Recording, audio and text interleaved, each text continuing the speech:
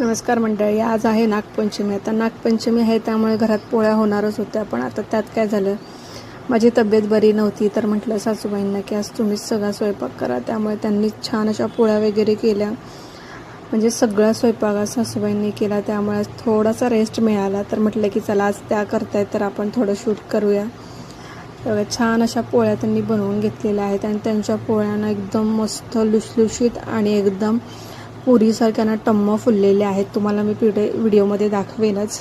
हे बघा, मस्त त्यांचे बनवण्याची पद्धतच खूप छान आहे.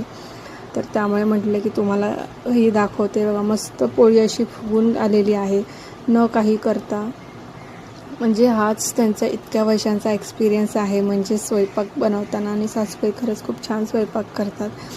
तर त्यामुळे नागपंचमी असल्यामुळे त्यांनी छान अशा पोळ्या वगैरे करून घेतल्या. त्यानंतर आज मिस्टरांचा होता उपवास, त्यासाठी त्यांच्यासाठी खिचडीसुद्धा बनवली आणि छान असं आम्ही जेवण करून घेतलं. भेटूया